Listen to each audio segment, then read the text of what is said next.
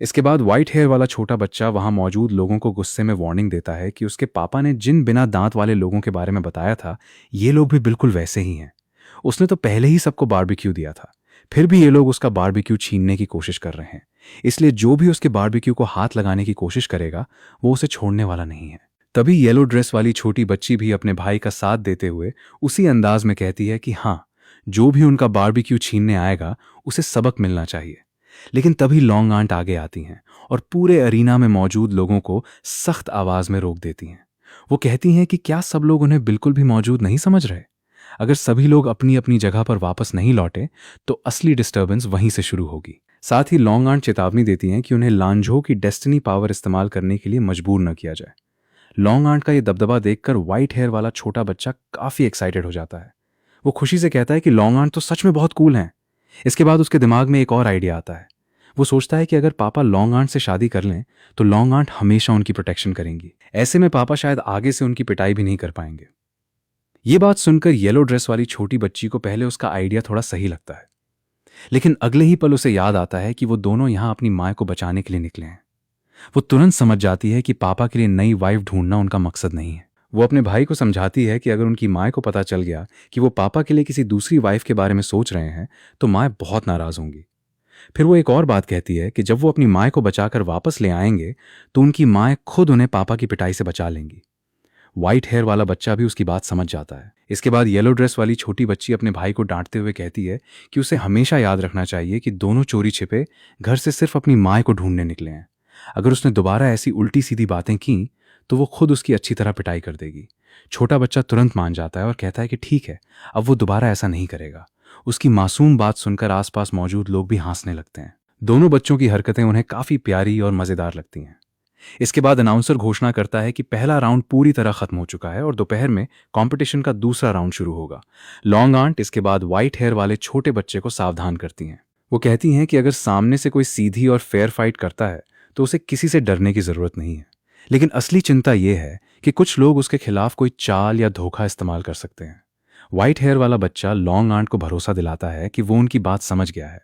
वो पूरे कॉन्फिडेंस के साथ कहता है कि सामने वाला चाहे कितनी भी चाल क्यों न चले, वो उसकी अच्छी तरह पिटाई कर सकता है। लॉन्ग आंट फिर भी उन्हें सावधान रहने को कहती हैं और समझाती हैं कि अगर सिचुएशन उनके कंट्रोल से बाहर हो जाए तो जिद करने के बजाय तुरंत हार मान लेना बेहतर होगा। इसी दौरान दूसरी तरफ कुछ शक्तिशाली लोग आपस में एक गंभीर डिस्कशन कर रहे होते हैं। उनकी बातचीत में एल्डर लेपर्ड का जिक्र आता है।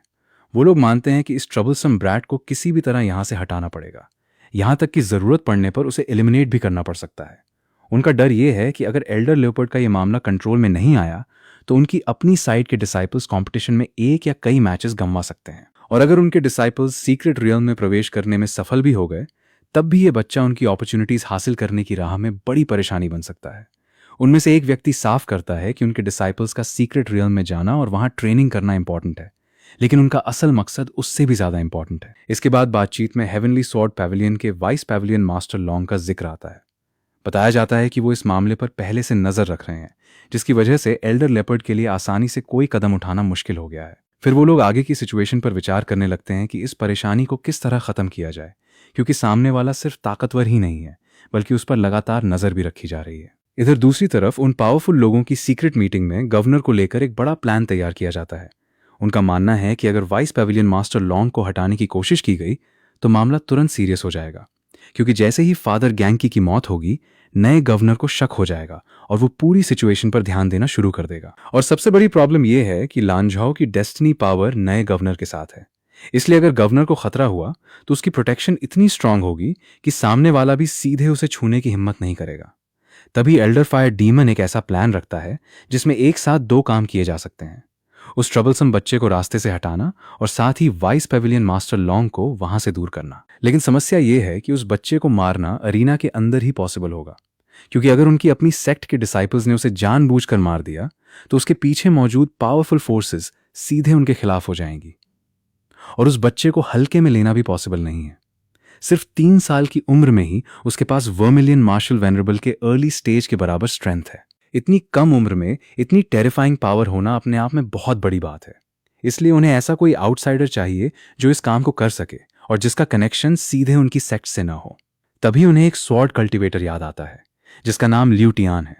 उसका बैकग्राउंड बहुत साधारण है और उसकी नेचुरल टैलेंट भी कोई खास नहीं है, लेकिन वो काफी समय से डीमन ब्लेड सेक्ट में शामिल होना चाहता है। एल्डर फायर डीमन का प्लान है कि लियू टियान को कुछ स्पेशल पिल्स और ट्रेजर्स दिए जाएं, जिससे उसकी स्ट्रेंथ थोड़े समय के लिए काफी ज्यादा बढ़ जाए। इसके बदले उसे लालच दिया जाएगा कि अगर उसने उस छोटे बच्चे को अरीना में खत्म कर दिया तो उनकी 3 बड़ी फोर्सेस उसकी प्रोटेक्शन करेंगी और उसे सीधे डीमन ब्लेड सेक्ट का कोर डिसाइपल बना दिया जाएगा। इतना बड़ा रिवॉर्ड सुनकर उन्हें पूरा भरोसा है कि लियू टियान इस काम के लिए तैयार हो जाएगा। लेकिन तभी एक दूसरा व्यक्ति सवाल उठाता है कि आखिर गारंटी क्या है कि लियू टियान उस बच्चे को हरा ही पाएगा। तभी वो लोग एक और सिचुएशन का फायदा उठाने का प्लान बनाते हैं। अगर उसी समय पिछला गवर्नर जिसने हत्या की थी, उसका असली मर्डरर अचानक सामने आकर नए गवर्नर पर असैसिनेशन अटेम्प्ट कर दे, तो पूरे अरीना का ध्यान तुरंत उस मर्डरर पर चला जाएगा। नया गवर्नर भी अपनी जान बचाने और अटैकर का सामना करने में पूरी तरह बिजी हो जाएगा। ऐसे में किसी का ध्यान टोकन्स पर नहीं रहेगा। यही वो मौका होगा जब वो लोग चुपचाप टोकन्स के साथ छेड़छाड़ कर सकते हैं और अपने प्लान को आगे बढ़ा सकते हैं। इसके अलावा अगर नए गवर्नर पर सच में असैसिनेशन अटेम्प्ट हुआ तो हेवनली सॉर्ड पैविलियन के वाइस पैविलियन मास्टर लॉन्ग भी निश्चित रूप से उसकी मदद के लिए आगे आएंगे। इस तरह उनका एक ही प्लान 2 फायदे देगा। एक तरफ बच्चे को खत्म करने का मौका मिलेगा और दूसरी तरफ वाइस पैविलियन मास्टर लॉन्ग भी गवर्नर को बचाने के लिए वहां से हट जाएंगे और इसी कैओस का फायदा उठाकर उस मर्डरर के पास भी भाग निकलने का मौका होगा।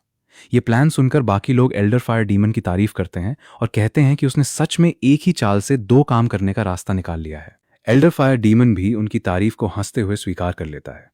लेकिन अब उनकी प्लानिंग खत्म हो चुकी है और लेंझाओ सिटी कंपटीशन का दूसरा राउंड शुरू हो जाता है। अनाउंसर ऐलान करता है कि अब दूसरे राउंड की शुरुआत की जा रही है और सबसे पहले कंटेस्टेंट्स को टोकन्स डिस्ट्रीब्यूट किए जाएंगे। लेकिन जैसे ही ये प्रोसेस शुरू होने वाली होती है, अचानक एक खतरनाक सिचुएशन पैदा हो जाती है। एक नया स्टेट लॉर्ड इतनी जल्दी यहां पहुंच गया है, ये देखकर सामने वाला चौंक जाता है। तभी वो पिछले स्टेट लॉर्ड के मर्डरर का जिक्र करते हुए सीधे नए स्टेट लॉर्ड को निशाना बनाने लगता है।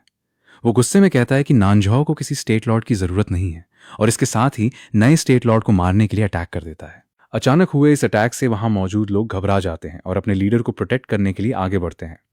वहीं दूसरी तरफ अटैकर अपनी ओवरवेलमिंग पावर दिखाते हुए बेहद एरोगेंट अंदाज में खड़ा रहता है। उसके सामने मौजूद लोग उसे देखकर समझ जाते हैं कि उसकी स्ट्रेंथ साधारण नहीं है। लेकिन अटैकर के सामने खड़ा व्यक्ति भी पीछे हटने वाला नहीं होता। वो साफ कहता है कि सिर्फ मार्शल सेंट के मिड स्टेज में होने की वजह से ये मत समझना कि वो उससे डर जाएगा। इसके बाद वो अपने लोगों को आदेश देता है कि लॉर्ड जाओ की रक्षा करो। फिर वो खुद उस अटैकर को रोकने के लिए आगे बढ़ता है और कहता है कि वो वापस आएगा। उसी समय पीछे से एक आवाज आती है, मास्टर आप यहाँ कैसे? और यहीं से पता चलता है कि इस अचानक हुए अटैक के बीच एक जाना पहचाना पावरफुल व्यक्ति भी वहां पहुंच चुका है। इसके बाद पता चलता है कि जो हमला हुआ था उसे देखकर मास्टर को लगा था कि कहीं पिछला स्टेट लॉर्ड वाला मर्डरर तो वापस नहीं आ गया। इसी वजह से उन्हें चिंता हो गई थी कि कहीं लॉर्ड जाओ के साथ कुछ गलत तो नहीं हुआ। लेकिन लॉर्ड जाओ उन्हें भरोसा दिलाते हैं कि वो बिल्कुल ठीक हैं और उनकी चिंता करने के लिए धन्यवाद देते हैं। वो कहते हैं कि उन्हें भी उम्मीद नहीं थी कि पिछला स्टेट लॉर्ड का मर्डरर इतना एरोगेंट होगा कि इतने इंपॉर्टेंट समय पर सीधे स्टेट लॉर्ड पर ही हमला करने की हिम्मत करेगा। अचानक हुए इस अटैक की वजह से वो लोग समय पर रिएक्ट नहीं कर पाए। फिर लॉर्ड जाओ वहां मौजूद 3 लोगों की तरफ देखते हैं और कहते हैं कि उन्हें किसी पनिशमेंट की जरूरत नहीं है। आखिर उन तीनों ने मर्डरर को पीछे हटाने में उनकी मदद ही की है, तो उन्होंने कौन सा क्राइम किया है?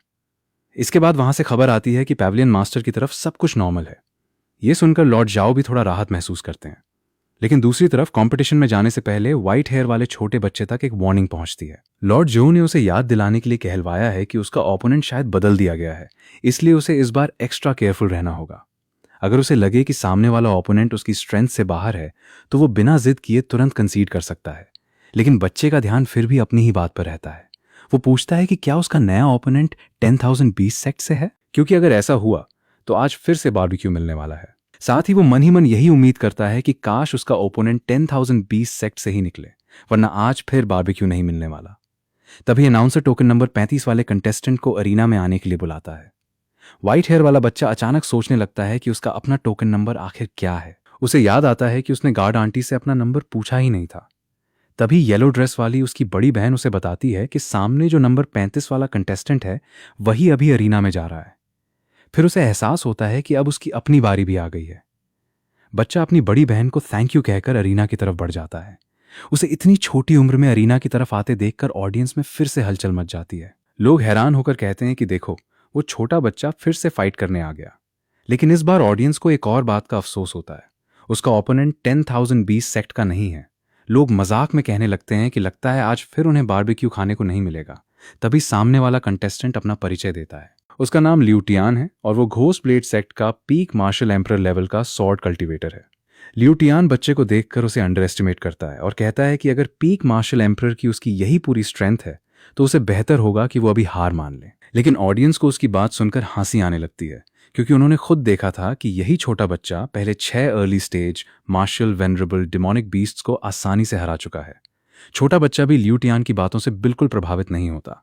वो अपना परिचय देते हुए बताता है कि वो रोस्ट मीट विलेज का एआई कारू है। फिर वो ल्यूटियान को उल्टा चढ़ाते हुए कहता है कि अगर वो सच में कोई स्किल दिखाना चाहता है तो सामने आकर दिखाए। इसके बाद ल्यूटियान बताता है कि बच्चे ने पिछली बार उसे 2 पीसेस रोस्टेड मीट खिलाए थे, लेकिन अपने फ्यूचर के लिए उसे इस बार बच्चे के खिलाफ लड़ना ही पड़ेगा। बच्चा उसकी बात को भी अलग ही तरीके से समझ लेता है। वो पूछता है कि अगर उसे रोस्टेड मीट चाहिए तो कोई प्रॉब्लम नहीं है, वो कुछ डीमोनिक बीस्ट को मार कर ले आए, बच्चा उन्हें रोस्ट कर देगा। लेकिन ल्यूटियान का मतलब बारबेक्यू खाना नहीं था। वो साफ करता है कि वो बच्चे को अपनी स्टेपिंग स्टोन बनाना चाहता है। बच्चा उसकी बात सुनकर उसके पैरों की तरफ देखता है और मासूमियत से कहता है कि नहीं, उसके पैर तो बहुत बड़े हैं, वो उसे कुचल देंगे। इस मासूम जवाब से आसपास के लोग भी हंस पड़ते हैं। तभी कंपटीशन ऑफिशियली शुरू हो जाती है। ल्यूटियान अचानक अपना अटैक शुरू करता है और उसी वक्त उसके शरीर से एक अजीब और खतरनाक डीमोनिक एनर्जी बाहर निकलने लगती है। ऑडियंस ये देखकर चौंक जाती है कि आखिर इस पीक मार्शल एम्परर लेवल के व्यक्ति के अंदर अचानक इतनी डीमोनिक एनर्जी कहां से आ गई।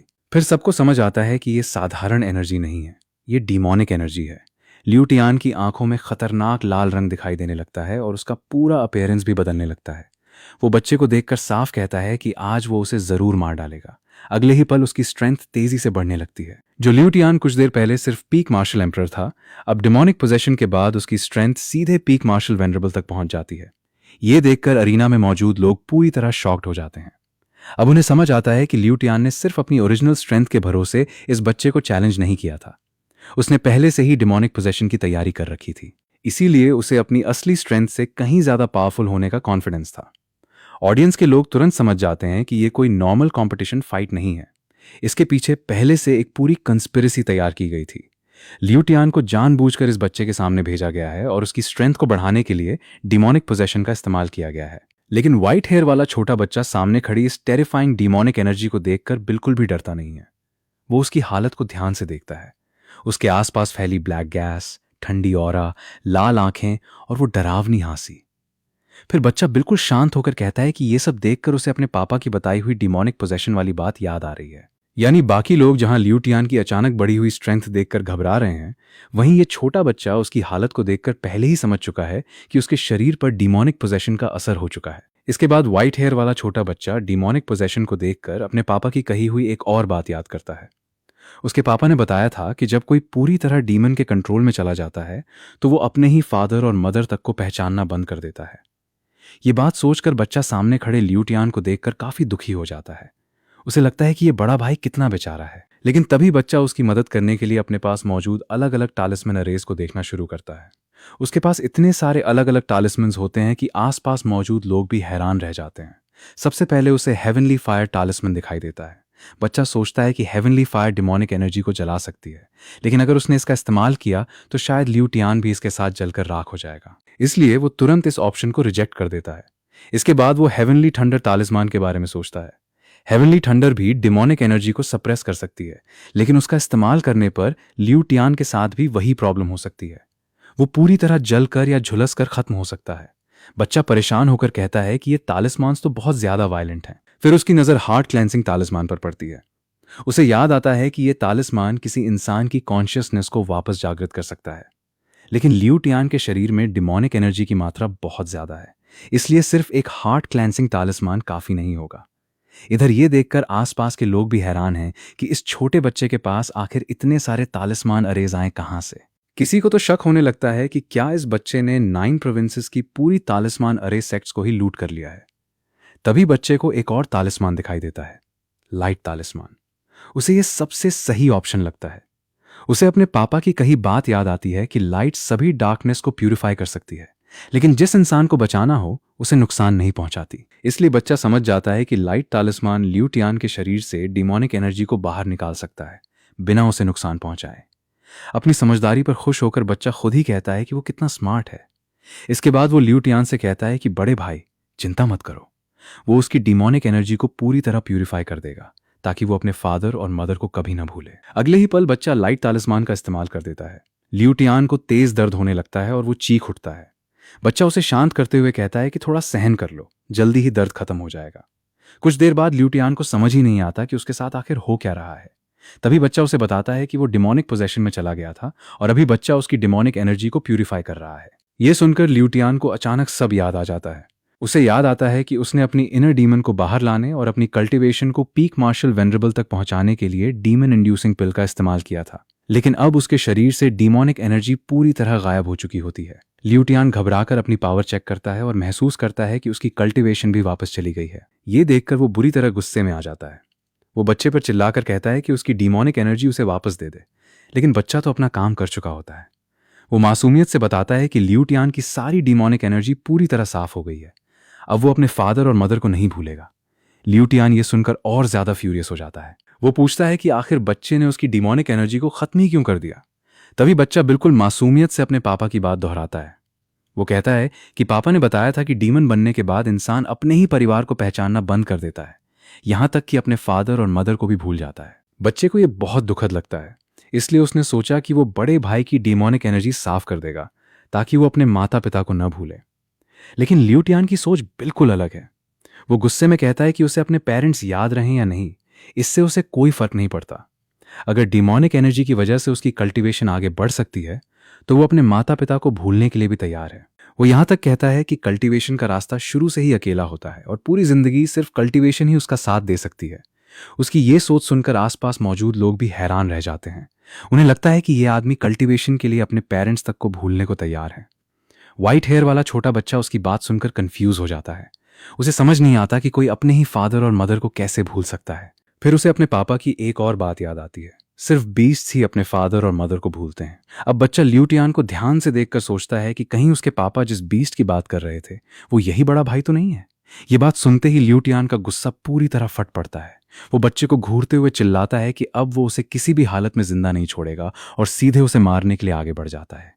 लेकिन बच्चा भी अपने पापा की कही हुई बात याद करता है कि जब सामने कोई बीस्ट आ जाए तो उससे तब तक लड़ना चाहिए जब तक उसे अपने माता पिता तक की पहचान न रहे। बच्चा मन ही मन सोचता है कि अजीब बात है, ये बड़ा भाई डीमन बनने के बाद भी उसका मुकाबला नहीं कर पाया। अब वो लियू टियान की तरफ देखकर कहता है कि ठीक है, अब तुम्हारी बारी है। वो दोबारा पूरे कॉन्फिडेंस के साथ कहता है कि हाँ, वो इस लड़ाई को एक्सेप्ट करता है। फिर बच्चा लियू टियान को ध्यान से देखकर उसकी शक्ल का मजाक उड़ाने लगता है। उसे लियू टियान गांव के उस बड़े सिर वाले पिग जैसा दिखाई देता है। बच्चा सोचता है कि अगर ये सच में उस पिग जैसा है तो शायद इसे अपने फादर और मदर की पहचान भी नहीं होगी। फिर वो लियू टियान की नाक को देखकर अपनी बात बदल देता है और कहता है कि नहीं, इसकी नाक तो पिग जैसी भी नहीं है। इसके बाद बच्चा फिर मजाक करते हुए कहता है कि इस बार तो ये बिल्कुल अपने फादर और मदर को नहीं पहचान पाएगा। उसकी ये मासूम और अजीब बातें सुनकर आसपास मौजूद लोग हंसने लगते हैं। उन्हें ये छोटा बच्चा बेहद फनी लगता है। तभी बच्चा अपनी एक मंत्रा दिखाता है और लियू टियान से पूछता है कि आखिर वो उसे मारना क्यों चाहता है। उसे लॉन्ग आर्ट से पहले ही पता चल चुका होता है कि लियू टियान को किसी ने खास तौर पर उसके खिलाफ भेजा है। अब लियू टियान के पास सच्चाई छिपाने का कोई रास्ता नहीं बचता। वो बताता है कि अगर वो इस बच्चे को मार देता है तो उसे शार्पनिंग ब्लेड सेक्ट में जाने का मौका मिलेगा और वो वहां कोर डिसाइपल बन सकता है। लेकिन इस पूरे मामले के पीछे सिर्फ शार्पनिंग ब्लेड सेक्ट नहीं है, इसका कनेक्शन डीमन ब्लेड सेक्ट से भी जुड़ा हुआ है। इधर लियू टियान के पास मंत्रा देखकर सामने मौजूद लोग भी हैरान हो जाते हैं कि इस छोटे बच्चे के पास आखिर इतने पावरफुल चीजें कहां से हैं। तभी मास्टर जो लियू टियान की हालत देखकर कहता है कि जब लियू टियान पहले ही हार चुका है तो अब ये मैच यहीं खत्म कर देना चाहिए। वहां मौजूद कुछ लोग भी उसकी बात से सहमत होते हैं और कहते हैं कि हाँ, अब विनर और लूजर साफ है, इसलिए कंपटीशन खत्म होनी चाहिए। लेकिन व्हाइट हेयर वाला बच्चा उन्हें रोक देता है। वो कहता है कि इतनी जल्दी क्यों? अभी सामने वाला कंटेस्टेंट खुद हार मानकर पीछे नहीं हटा है। हो सकता है वो अभी भी सोच रहा हो कि किस तरह काउंटर अटैक करके जीत हासिल की जाए। इसलिए अगर अभी ही मैच खत्म कर दिया गया तो ये लियू टियान के लिए फेयर नहीं होगा। इसके बाद बच्चा सीधे लियू टियान से पूछता है कि आखिर डीमन ब्लेड सेक्ट ने उसे मारने के लिए क्यों भेजा था। अब लियू टियान पूरी सच्चाई बताने लगता है। वो बताता है कि डीमन ब्लेड सेक्ट को पहले से पता था कि वो डीमन पोजेशन में जा सकता है। इसी वजह से उसे एक फॉरबिडन डीमन इंड्यूसिंग पिल दी गई थी। उस पिल का काम उसकी इनर डीमन को बाहर लाना था। जैसे ही वो डीमन पोजेशन में जाता, उसकी स्ट्रेंथ सीधे पीक मार्शल वेनरेबल तक पहुंच जाती। इसके बाद उसे इस छोटे बच्चे को मारना था। ल्यूटियान आगे बताता है कि बच्चे को मारने के बाद उसकी डीमोनिक एनर्जी धीरे धीरे खत्म हो जाती और वो खुद अपने नॉर्मल स्टेट में वापस आ जाता। और सबसे बड़ी बात यह थी कि उसके बाद डीमन ब्लेड सेक्ट उसे वहां से सेफली एस्केप करने में मदद करने वाली थी। इसके बदले उसे डीमन ब्लेड सेक्ट में सीधे कोर डिसाइपल बनाया जाना था। लेकिन अब इस पूरी योजना की सबसे गंभीर बात सामने आती है। जिस डीमन इंड्यूसिंग पिल का इस्तेमाल ल्यूटियान ने किया था वो लांझाओं में एक फॉरबिडन आइटम है। इसका इस्तेमाल करना पूरी तरह प्रोहिबिटेड है। ये सुनते ही वहां मौजूद लोग भड़क उठते हैं। उन्हें विश्वास नहीं होता कि डीमन ब्लेड सेक्ट ने एक छोटे बच्चे को खत्म करने के लिए इतनी घटिया और डेंजरस मेथड का इस्तेमाल किया। लोग गुस्से में कहते हैं कि डीमन ब्लेड सेक्ट ने ऐसा करने की हिम्मत कैसे की और लंझाओ के फॉरबिडन आइटम तक का इस्तेमाल कर डाला। ये सीधे लंझाओ के रूल्स और लॉज को चैलेंज करने जैसा है। तभी डीमन ब्लेड सेक्ट की तरफ से मौजूद व्यक्ति तुरंत सफाई देने लगता है। वो गवर्नर से शांत रहने की रिक्वेस्ट करता है और कहता है कि उसे इस पूरे मामले की कोई जानकारी नहीं थी। वो दावा करता है कि शायद सेक्ट के किसी डिसाइपल ने ये फॉरबिडन आइटम छिपाकर अपने पास रखा था और सीक्रेटली इसका इस्तेमाल कर लिया। इसके बाद वो भरोसा दिलाता है कि डीमन ब्लेड सेक्ट इस मामले पर गवर्नर और पूरे लांझो को निश्चित रूप से एक्सप्लेनेशन देगा। इसके बाद डीमन ब्लेड सेक्ट की तरफ से सफाई देने वाले एल्डर फायर डीमन को गवर्नर तुरंत रोक देते हैं। वो कहते हैं कि उन्हें किसी एक्सप्लेनेशन की जरूरत नहीं है, वो इस पूरे मामले की इन्वेस्टिगेशन खुद करेंगे। उधर ल्यूटियान, जो अभी अभी डीमन पोजेशन से बाहर आया था, गुस्से में उस छोटे बच्चे पर चिल्लाता है। उसे समझ ही नहीं आता कि बच्चे ने आखिर उस पर कैसी सॉर्सरी का इस्तेमाल किया था। वो गुस्से में फिर से बच्चे को मारने के लिए आगे बढ़ने की कोशिश करता है, लेकिन अब उसकी हालत पहले जैसी नहीं रही। उसकी डीमोनिक एनर्जी पूरी तरह साफ हो चुकी है और उसकी कल्टीवेशन भी खत्म हो गई है। गवर्नर तुरंत साफ कर देते हैं कि लांझो में किसी फॉरबिडन आइटम का ओपनली इस्तेमाल करना सीधे लांझो के लॉज का उल्लंघन है और इस अपराध की सजा बेहद गंभीर है। कानून के हिसाब से इसके लिए मौत की सजा तक हो सकती है। ये सुनते ही ल्यूटियान डर जाता है और गवर्नर से अपनी जान बख्शने की गुहार लगाने लगता है। गवर्नर उसे एक मौका देते हैं। वो कहते हैं कि अगर ल्यूटियान उस व्यक्ति की पहचान बता दे जिसने उसे डीमन इंड्यूसिंग पिल दी थी तो उसके साथ थोड़ी नरमी बरती जा सकती है।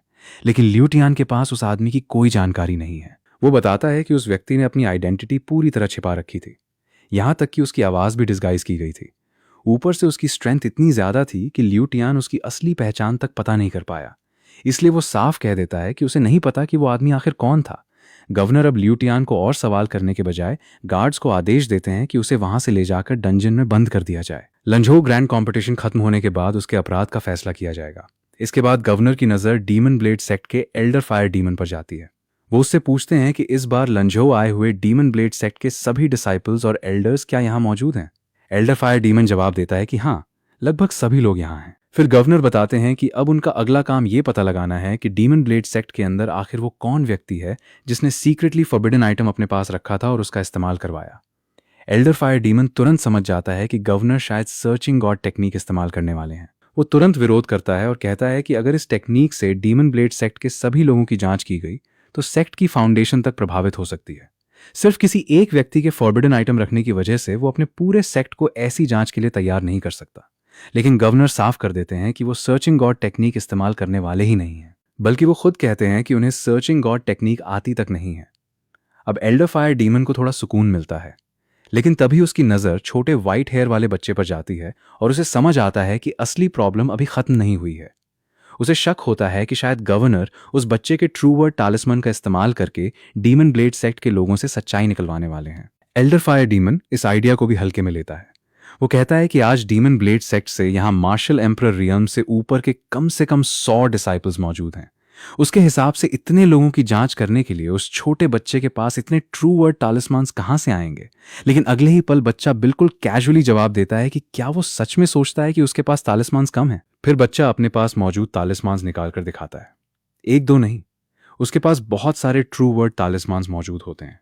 ये देखकर एल्डर फायर डीमन और डीमन ब्लेड सेक्ट के लोग पूरी तरह शॉक्ड रह जाते हैं। बच्चा तो यहां तक कह देता है कि अगर इतने काफी नहीं हैं तो उसके पास और भी हैं। अब डीमन ब्लेड सेक्ट के लोगों के चेहरे देखने लायक हो जाते हैं। वहीं आसपास मौजूद लोगों को भी फिर से वही सवाल परेशान करने लगता है कि आखिर इस छोटे बच्चे के पास इतनी भारी मात्रा में पावरफुल टालिस्मान्स आती कहां से हैं। किसी को तो मजाक में लगता है कि शायद इस बच्चे ने किसी बड़े टालिस्मान सेक्ट को ही लूट लिया है। एल्डर फायर डीमन भी मन ही मन समझ जाता है कि यह बच्चा जितना छोटा दिखाई देता है उसके पास मौजूद रिसोर्सेज उतने ही अनबिलीवेबल हैं। तभी एल्डर फायर डीमन अचानक अपने सारे मार्शल एम्परर रियम से ऊपर के डिसाइपल्स को अरीना में आने का आदेश देता है। अब मामला और सीरियस हो जाता है। इतने सारे पावरफुल डिसाइपल्स को एक साथ बुलाने के पीछे साफ है कि गवर्नर के सामने अब डीमन ब्लेड सेक्ट के हर सस्पेक्ट की जांच होनी है। इसके बाद गवर्नर छोटे बच्चे से कहते हैं कि इस पूरे मामले में असली विक्टिम वही है, इसलिए उसे खुद सवाल पूछने का अधिकार है। लेकिन बच्चा तुरंत लॉन्ग आंट की तरफ देखकर एक अलग ही रिक्वेस्ट करता है। वो पूछता है कि क्या उसकी बड़ी बहन भी उसके साथ आ सकती है, क्योंकि उसकी बहन को भी लोगों से सच्चाई सुनना पसंद है। लॉन्ग आंट उसकी बात मान जाती हैं। ये सुनते ही बच्चा खुशी से अपनी बड़ी बहन को बुलाता है और कहता है कि जल्दी आओ, अब दोनों मिलकर एक नया गेम खेलेंगे, असली कल्प्रिट को ढूंढने का गेम। और अब व्हाइट हेयर वाला छोटा बच्चा अपने हाथ में ट्रू वर्ड टालिस्मान्स लिए डीमन ब्लेड सेक्ट के एक एक पावरफुल डिसाइपल से सच्चाई निकलवाने के लिए तैयार हो जाता है। इसके बाद जब दोनों भाई बहन एक साथ आगे आते हैं तो वहां मौजूद लोग उनकी ताकत देखकर फिर से हैरान रह जाते हैं। लोगों को एहसास होता है कि सिर्फ छोटा भाई ही एबनॉर्मल स्ट्रेंथ वाला नहीं है, बल्कि उसकी बड़ी बहन की फिजिकल स्ट्रेंथ भी उससे कम नहीं लगती। यानी दोनों भाई बहन ही अपने आप में किसी फ्रीक से कम नहीं हैं। अब छोटी बच्ची पूरी सिचुएशन को अपने हाथ में लेते हुए वहां मौजूद सभी सस्पेक्ट्स को आदेश देती है कि सब लोग प्रॉपरली लाइन में खड़े हो जाएं। वो कहती है कि एक लाइन उसके सामने बनेगी और दूसरी लाइन उसके छोटे भाई के सामने। वो उन्हें जल्दी करने के लिए कहती है। कुछ लोग उसकी बात को सीरियसली नहीं लेते, तो बच्ची उन्हें वार्निंग देती है कि अब यहां मौजूद हर व्यक्ति सस्पेक्ट है, इसलिए कोई भी अपनी मर्जी से रेजिस्ट करने की कोशिश न करे। वो साफ कह देती है कि अगर किसी ने ज्यादा चालाकी दिखाई या जांच में कोऑपरेट नहीं किया तो उसे मार भी पड़ेगी। ये देखकर आसपास के लोग फिर से दोनों बच्चों की ताकत को लेकर चर्चा करने लगते हैं। उन्हें हैरानी होती है कि आखिर किस तरह के पावरफुल लोगों ने इन दोनों हेवन डिफाइंग बच्चों को बड़ा किया है। उधर बच्ची एक एक करके सस्पेक्ट्स को जांच के लिए तैयार करती है और अपने भाई के साथ मिलकर ट्रू वर्ड टालिस्मन का इस्तेमाल शुरू कर देती है। थोड़ी देर बाद गवर्नर की तरफ से जांच का पहला हिस्सा पूरा हो जाता है। जिन डिसाइपल्स की जांच की गई थी उनमें से कोई भी वो व्यक्ति नहीं निकलता जिसने लियू टियान को डीमन इंड्यूसिंग पिल दी थी। डीमन ब्लेड सेक्ट का एक एल्डर तुरंत इस बात का फायदा उठाने की कोशिश करता है। वो गवर्नर से कहता है कि शायद कोई जानबूझकर उनके सेक्ट को फंसाने की कोशिश कर रहा है, इसलिए गवर्नर को असली कल्प्रिट की इन्वेस्टिगेशन करनी चाहिए और उनके सेक्ट का नाम साफ करना चाहिए। लेकिन गवर्नर उसे तुरंत याद दिलाते हैं कि उन्होंने अभी पूरी जांच खत्म नहीं की है। उन्होंने सिर्फ मार्शल एम्परर लेवल से ऊपर के डिसाइपल्स की जांच पूरी करने को कहा था। अब उन डिसाइपल्स के बाद डीमन ब्लेड सेक्ट के एल्डर्स की बारी है, यानी अब मार्शल सेंट लेवल के एल्डर्स को भी जांच से गुजरना होगा। ये सुनते ही डीमन ब्लेड सेक्ट के लोग आपत्ति करने लगते हैं। उनका कहना है कि उनके एल्डर्स सभी मार्शल सेंट लेवल के हैं और दो छोटे बच्चों से ट्रू वर्ड टालिस्मान के जरिए उनकी जांच करवाना मार्शल सेंट्स का अपमान है। लेकिन गवर्नर इस बात को बिल्कुल स्वीकार नहीं करते। वो साफ करते हैं कि लांजो प्रीफेक्चर आमतौर पर बड़ी बड़ी फोर्सेस के आपसी डिस्प्यूट्स में दखल नहीं देता, लेकिन फॉरबिडन आइटम्स का मामला अलग है। अगर डीमन इंड्यूसिंग पिल जैसी चीज किसी और के पास भी मौजूद है और वो उससे ज्यादा पावरफुल लेवल तक पहुंच सकता है तो सिचुएशन बेहद खतरनाक हो सकती है। गवर्नर खास तौर पर पुराने समय की एक बड़ी ट्रेजेडी का जिक्र करते हैं। वो नहीं चाहते कि 1000 साल पहले जैसी घटना दोबारा हो, क्योंकि अगर किसी के हाथ में सेंट रैंक डीमन इंड्यूसिंग पिल या उससे भी ऊपर की डीमन इंड्यूसिंग पिल मौजूद हुई और कोई कल्टीवेटर उसकी मदद से अपनी कल्टीवेशन को पीक मार्शल सेंट तक बढ़ा लेता है तो यहां मौजूद लगभग कोई भी उसे रोक नहीं पाएगा। इसी वजह से गवर्नर साफ आदेश देते हैं कि इस मामले की पूरी तरह इन्वेस्टिगेशन होगी और किसी को भी सिर्फ उसकी पोजीशन या स्ट्रेंथ की वजह से छूट नहीं मिलेगी। इस आदेश के बाद डीमन ब्लेड सेक्ट के सभी एल्डर्स को भी अरीना में आने के लिए कहा जाता है। अब तक जो एल्डर सिर्फ दूसरों की जांच होते हुए देख रहा था उसकी नजर भी बच्चे पर पड़ती है। छोटी बच्ची उसे देखकर तुरंत कहती है कि तुम भी देखने में कोई अच्छे आदमी नहीं लग रहे हो। फिर वो उसे भी अरीना में आने के लिए बोल देती है। वो एल्डर घबरा कर बताता है कि वो तो इस कंपटीशन का रेफरी है, लेकिन बच्ची का जवाब सीधा होता है, रेफरी होना कोई एक्सक्यूज नहीं है। अगर वो डीमन ब्लेड सेक्ट का मेंबर है तो उसे भी इन्वेस्टिगेशन से गुजरना पड़ेगा। गवर्नर भी उसकी बात को सपोर्ट करते हैं और साफ कहते हैं कि एल्डर फायर डीमन को भी ऊपर आकर जांच करवानी होगी, ताकि बाद में कोई ये न कह सके कि उसे जानबूझकर इन्वेस्टिगेशन से बाहर रखा गया। आखिरकार एल्डर फायर डीमन भी अरीना में आ जाता है। अब सामने खड़ा व्यक्ति कोई मामूली कल्टीवेटर नहीं है, वो मिड स्टेज मार्शल सेंट है। वो बच्चों के ट्रू वर्ड टालिस्मन को देखकर थोड़ा कॉन्फिडेंट अंदाज में कहता है कि वो देखना चाहता है कि इनका ट्रू वर्ड्स ऑफ सबडूइंग ड्रैगन आखिर मार्शल सेंट पर कितना असर करता है। लेकिन बच्चा बिल्कुल बेफिक्र रहता है। वो उसे समझाता है कि अगर ट्रू वर्ड टालिस्मान उसके शरीर पर प्रॉपरली स्टिक हो गया तो टेक्निक काम करेगी। हाँ, अगर एल्डर फायर डीमन लगातार रेजिस्ट करने की कोशिश करेगा तो थोड़ा मुश्किल जरूर होगा, और उस मुश्किल का बच्चे के पास एक बहुत सीधा सोल्यूशन है। उसे पहले पीटना पड़ेगा ताकि वो शांत होकर तालिस्मान्स लगवाएं। एल्डर फायर डीमन की हंसी सुनकर बच्चा तुरंत उसका मजाक उड़ाता है और कहता है कि इतना मत हंसो, क्योंकि उसकी हंसी बहुत अगली है। अब एक तरफ पूरा डीमन ब्लेड सेक्ट टेंशन में है और दूसरी तरफ ये दोनों छोटे भाई बहन ऐसे बिहेव कर रहे हैं जैसे किसी सीरियस इन्वेस्टिगेशन की जगह कोई मज़ेदार गेम चल रहा हो।